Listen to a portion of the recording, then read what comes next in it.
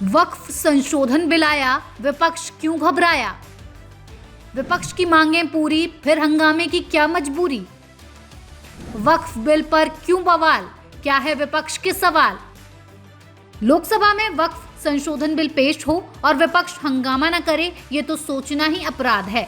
वक्फ bill पर सबकी अपनी अपनी तैयारी है, अपनी अपनी दलीलें, और बिल पर हंगामे की शुरुआत तो बहस की टाइमिंग को लेकर ही हो गई।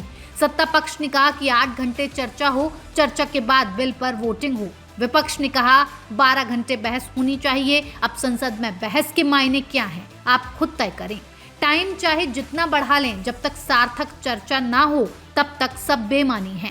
विपक्ष के नेताओं का टाइमिंग वाला एजेंडा तब फेल हो गया जब संसदीय कार्य मंत्री किरण रिजिजू ने ये बात मान ली और कहा जरूरत के लिहाज से वक्त भी बढ़ जाएगा। वक्फ संशोधन बिल का क्यों हो रहा विरोध? विपक्ष की मांग पर इस बिल को संयुक्त संसदीय समिति में भेजा गया। जेपीसी ने विपक्ष से मिले कई सुझावों को बिल में शामिल किया है। विपक्ष ने बिल में 44 संशोधन करने की मांग की थी। सरकार ने इसमें से 14 संशोधन मान लिए हैं और बिल में बदलाव किए हैं। इसके बाद भी विपक्ष वक्फ बिल पर आपत्ति जता रहा है। विपक्ष को बिल के जिन प्रावधानों से परेशानी है वो भी समझ लीजिए। पुराने कानून के सेक्शन 40 के तहत अगर वक्फ बोर्ड किसी प्रॉपर्टी पर दावा करता है तो उस जमीन का मालिक सिर्फ वक्फ ट्रिब्यूनल में अपील कर सकता है, जबकि नए बिल के मुताबिक जमीन का मालिक वक्फ ट्रिब्यूनल के अलावा रेवेन्यू कोर्ट, सिविल कोर्ट या हाई कोर्ट में भी अपील कर सकता है।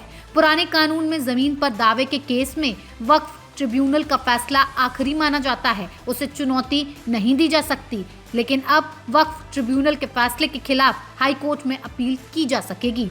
पुराने कानून के तहत किसी जमीन पर मस्जिद या उसका उपयोग इस्लामिक उद्देश्यों के लिए हो तो वो वक्फ संपत्ति हो जाती है, जबकि नए बिल के तहत जब तक जमीन वक्फ को दान नहीं दी गई, कागजी कार्रवाई नहीं हुई, तब तक वो वक्फ की संपत्ति नहीं होगी। पुराने कानून के तहत वक्फ बोर्ड में महिला और अन्य धर्म के लोगों को सदस्य नहीं बनाया जाता है, जबकि नए कानून के तहत वक्फ बोर्ड में 2 महिलाओं और दूसरे धर्म के भी 2 सदस्यों का प्रावधान है।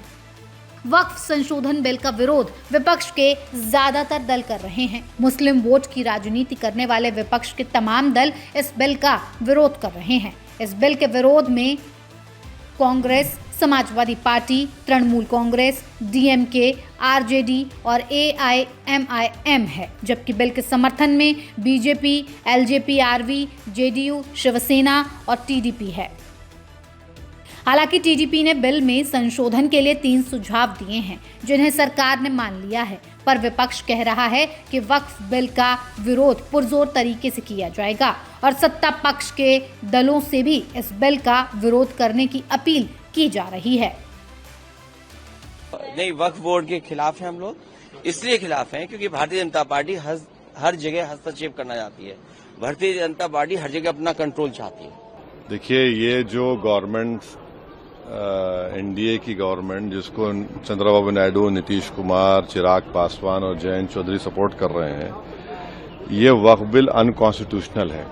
ये वक्फ बिल आर्टिकल 14, आर्टिकल 25, 26, 29 का ग्रेव वायलेशन है।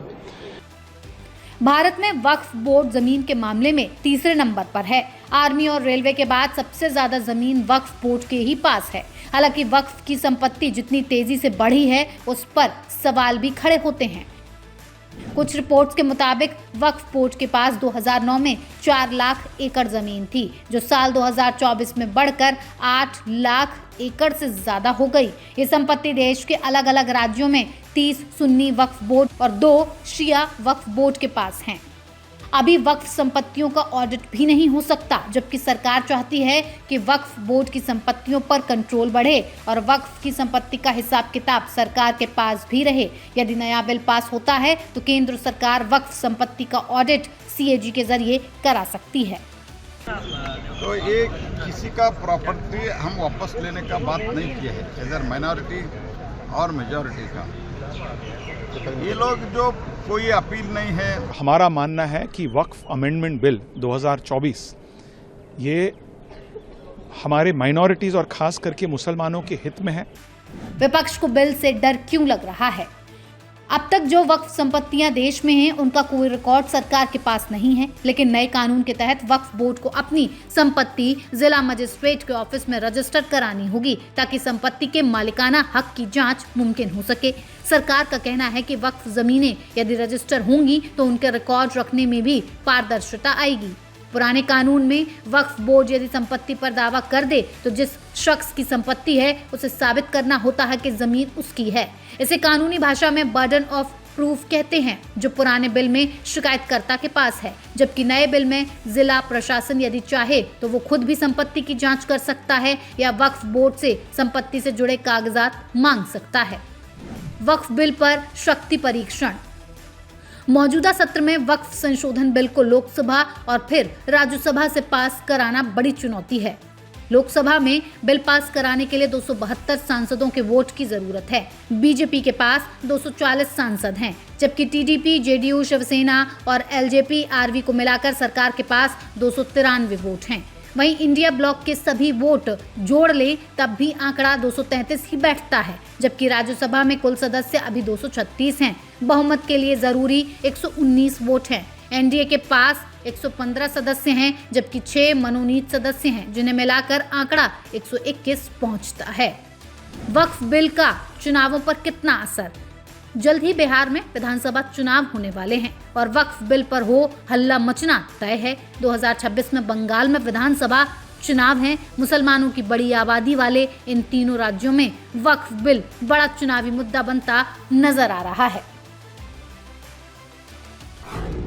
न्यूज कोरिडोर्स आप हमें यूट्यूब पर, इंस्टाग्राम पर, एक्स पर और फेसबुक पर फॉलो कर सकते हैं।